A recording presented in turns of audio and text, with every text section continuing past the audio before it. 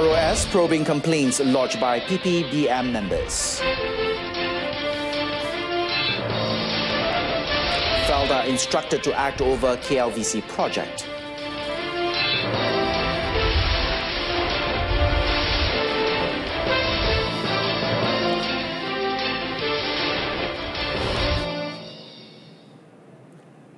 You're watching the evening edition of News on 2. I'm ADRIAN.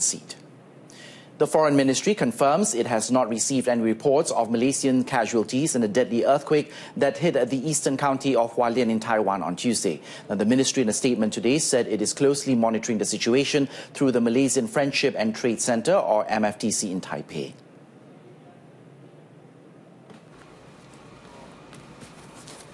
The ministry advised Malaysians residing in Taiwan to be vigilant and in communication with the MFTC and to comply with all the instructions and safety advice issued by the Taiwanese authorities. Malaysians in need of consular assistance may contact the MFTC at the 8th floor, Sanho Plastic Building, 102, Dunhua North Road, Taipei, or call the numbers on the screen, or send an email to mwtaipei@kln.gov.my. It was reported that 7 people were killed and over 250 injured in the 6.4 magnitude tremor that occurred about 165 kilometers southeast of Taipei. Meanwhile, an elementary school in Taiwan's eastern city of Hualien is temporarily serving as a shelter for over 200 people whose houses have been damaged by an earthquake that shook Taiwan's east coast and killed at least 9 people. At least 4 mid-sized buildings in the worst-hit Hualien County leaned at sharp angles, at their lowest floors crushed into mangled heaps of concrete, glass, iron and other debris. The temporary shelter is currently home to 283 people. The National Fire Agency revised the death toll down to 9 people after rescuers double-counted 1 person killed. More than 260 people were injured and 23 were unaccounted for. At least 3 of the dead were tourists from the mainland.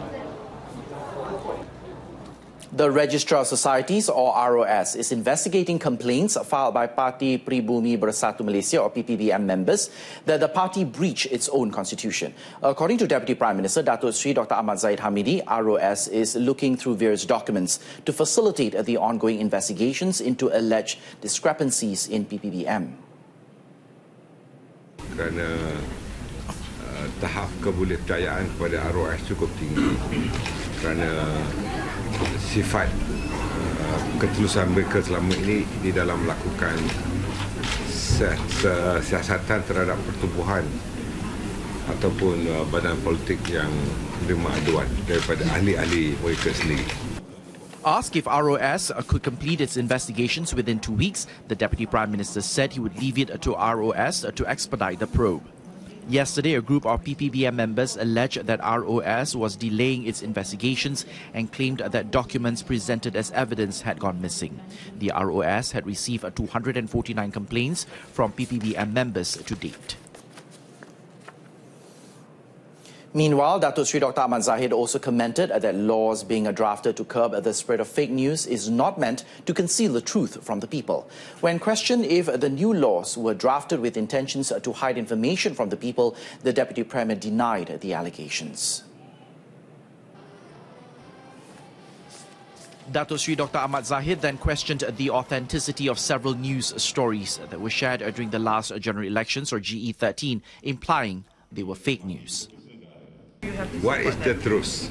And what was the truth before GE13? Is 40,000 Bangladeshi brought to Malaysia is not fake news?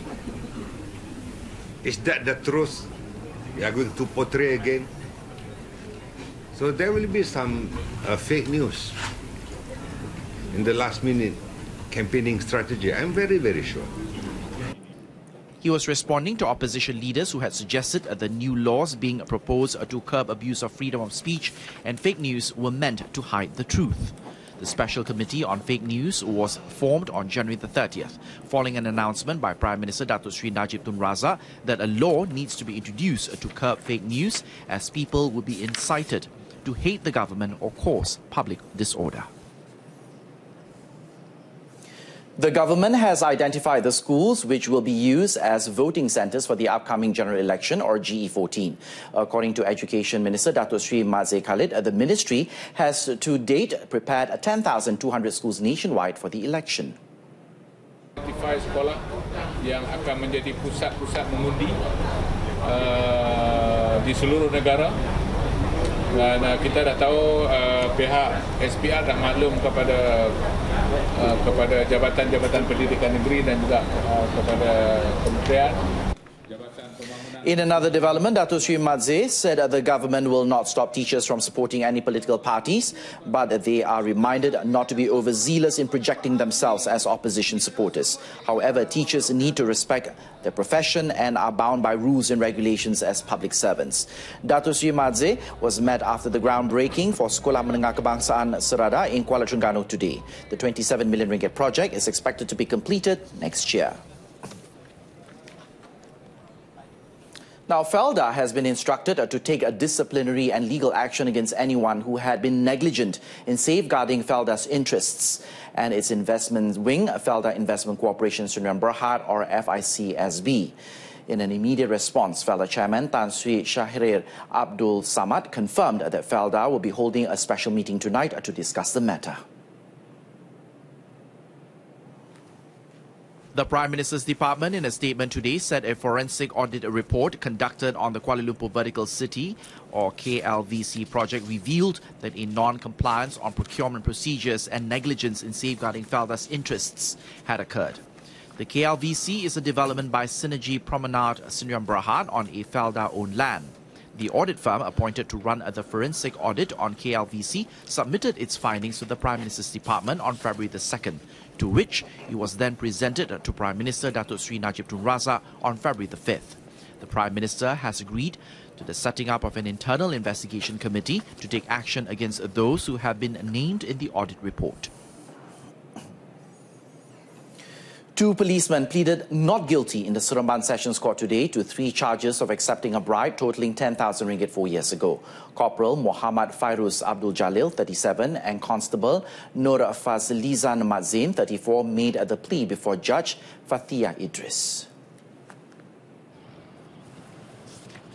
They were charged with jointly accepting 3,000 ringgit, 5,000 ringgit and 2,000 ringgit on 3 occasions from a businessman, Chan Heng Loy, 63, as an inducement for them not to take action against him for allegedly selling smuggled cigarettes in Taman Kiara, Sikamat in Seremban. The offence was allegedly committed at 3 locations, namely Sikamat Police Station, besides the 7-Eleven convenience store in Taman Sri Pulai, Sikamat, and at Bangsapuri Markisa, Berik Balai Polis Sikamat at 7:30 p.m. and 7:40 p.m. on December the 7th of 2014 and at 4:20 p.m. on December the 31st of 2014 respectively. Muhammad Fairuz and Nur Fazlizan, both attached to the Sikamat Police Station, were charged under Section 17, Subsection A of the Malaysian Anti-Corruption Commission, or MACC Act 2009. It provides an imprisonment of up to 20 years and a fine of not less than 5 times of the value of the bribe, or 10,000 ringgit, whichever is higher if found guilty. The duo were allowed bail of 15,000 ringgit each for all charges, and the case will be rementioned on March the 9th. A father and his son were charged at the Georgetown Magistrates Court today with possessing contraband cigarettes worth over 15,000 ringgit. Abdul Haq Abdul Ghani, 71, and Sini Bazaruddin Abdul Haq, 43, were jointly charged with possessing 186,000 cigarettes of various brands. They were accused of storing the cigarettes at a business premises in Leboraya Tiantik at about 1 p.m. on February the 4th. They were charged before Magistrate Jamaliah Abdul Manap. The duo were charged under Section 135, Subsection 1, Subsection D of the Customs Act 1967 and are liable to be fined a minimum of 152,132 ringgit or a jail term of not more than 3 years or both, or fined a maximum of 304,264 ringgit if convicted. Customs Department Prosecution Officer Siti Nur Fizaitul Fasliani Muhammad Zain proposed for a 10,000 ringgit bail with one surety. Their counsel, Dato K. Supramaniam, however, pleaded for a lower bail at 5,000 ringgit each. Jamala then set bail at 6,000 ringgit with one surety and fixed March 13th for mention. Meanwhile, Pangkalan Kubor Region 3 Marine Police yesterday seized a 2.7 million ringgit worth of contraband cigarettes in a raid on a secluded store in Kampung Jeram, Pasir Putih in Kelantan. 2 local men, both aged 27, were also detained after they were caught red-handed loading the illegal conventional and clove cigarettes into a Pajero vehicle during the raid. Speaking to the media in Tumpat today, Pangkalan Kubor Region 3 Commanding Officer ASP Ahmad Amri Abdul Rahman said early investigations revealed that the store was being used as a transit point for contraband cigarettes bound for distribution around Kelantan.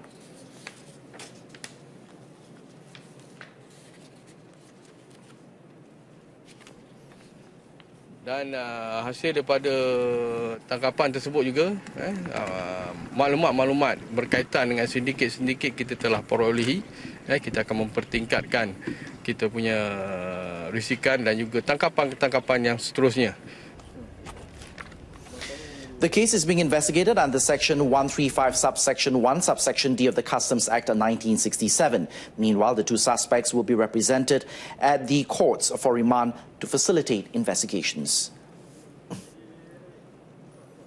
The 2 Singaporeans reported missing in Johor's Gunung Pulai Forest Reserve since Monday have been found. At about 11:20 a.m. today, Johor Police confirmed that Dominic Tan and Clarice Lumji have been spotted by a helicopter at Ulu Cho Pontian, which is near a lake. According to Fire and Rescue Department's Operation Commander Muhammad Khairi Zainuddin, the duo caught rescuers' attention by splashing about in the dam when they saw the helicopter flying above them. As their location did not allow the helicopters to land, a boat was deployed to pick them up. On Monday, the 2 hikers entered the Gunung Pulai area at 12:15 p.m. Authorities received an emergency call from Dominic, who told them that they were lost at 5:40 p.m. and they were last contacted at 10 p.m. on the same day. Search and rescue operations were conducted by the police, Fire and Rescue Department, Civil Defence Force and volunteers from the Mountain Search and Rescue Society of Malaysia. Still ahead, 3 hotel associations signed undertaking not to impose headscarf ban policy. You're watching News on 2. Stay with us.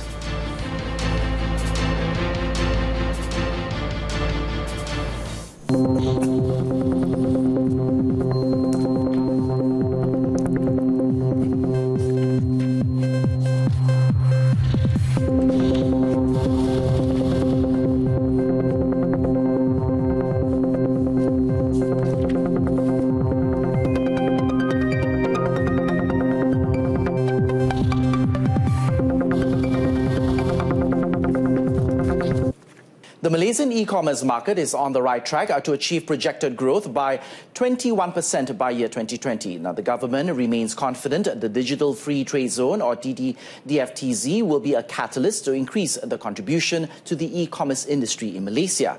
International Trade and Industry Minister Dato Sri Mustafa Mohamad said the government will work towards ensuring the sustainability of almost 2,000 SMEs that are already DFTZ listed and assist more SMEs to list on the same, in line with the national aspiration of ensuring SMEs are future ready and equipped to venture into cross-border e-commerce.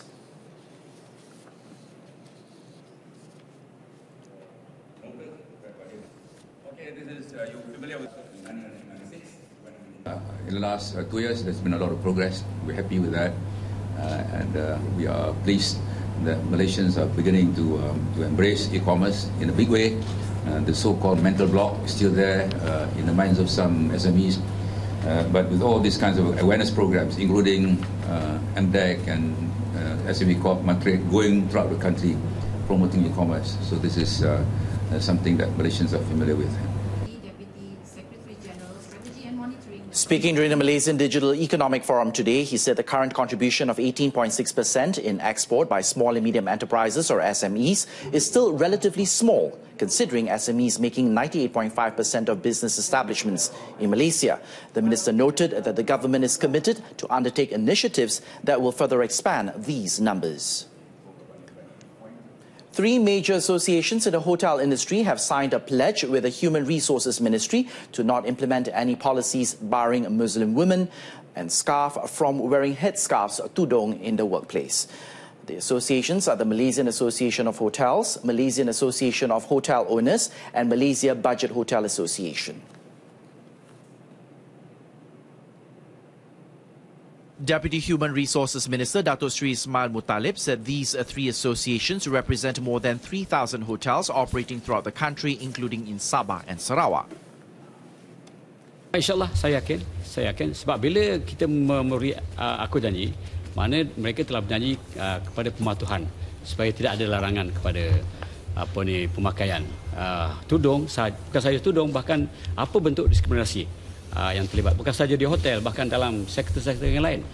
Tapi oleh kerana isu ini agak anu sikit di hotel, mungkin kita tangani isu di hotel. Tetapi saya nak beritahu supaya tidak ada penindasan, tidak ada diskriminasi yang harus dilakukan oleh mana-mana majikan kepada pekerja. Kita ada undang-undang dan kita tidak akan bertolak ansur. Datuk Sri Ismail to reporters after witnessing the signing of the pledge between the Labour Department and the three associations. Since December of last year, the ministry had conducted checks on more than 600 hotels in the country to ensure workers are not faced with any kind of discrimination.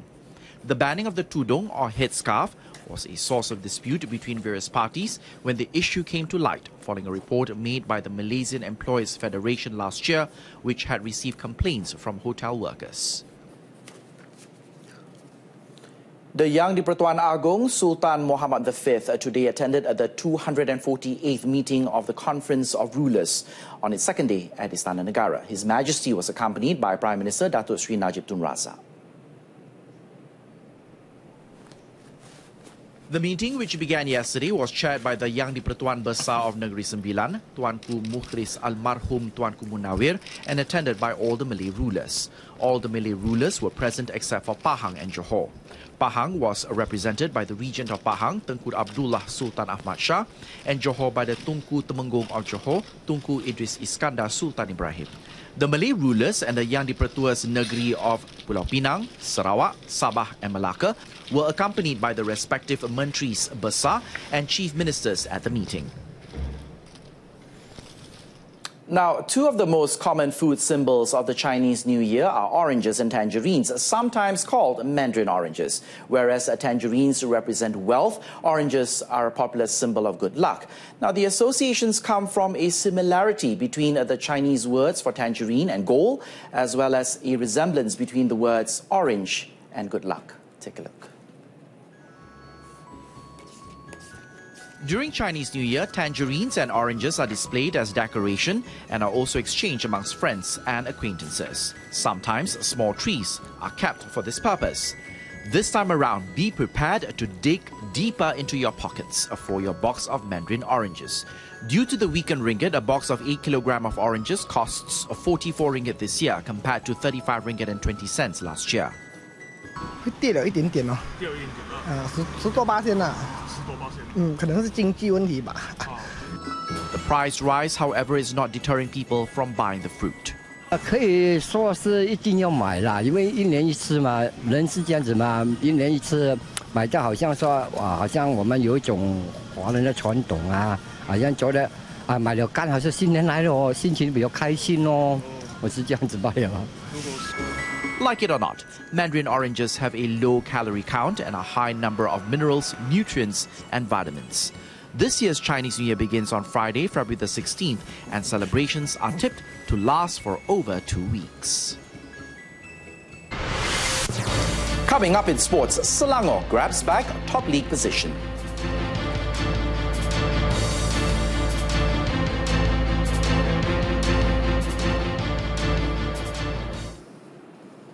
In sports, Selangor wrestled the top position of the Super League with a 4-1 win over Malacca at the Kuala Lumpur Football Stadium in Cheras yesterday. Selangor collected the maximum 6 points from 2 matches, but the superior goal difference pushed them to the top position of the league table, leaving Johor Darul Ta'zim in the second spot. A header from Spaniard Rufino Segovia in the 8th minute was cancelled out by Malacca's Thiago Gomez in the 30th minute. Rufino missed a penalty just before half-time as both teams went in to the half tied 1-1. Shami Safari put the Red Giants ahead in the 56th minute and Segovia added his second in the 67th minute, but the goal of the match belonged to Shami as he hit a long-range shot from the right that sailed past Malacca goalkeepers upright in the last minute of regulation time. For Rufino, this is his 14th goal in 14 appearances for the Red Giants since he joined them last year. Selangor have 2 wins after their 2-0 win over bitter rivals Kuala Lumpur on Sunday.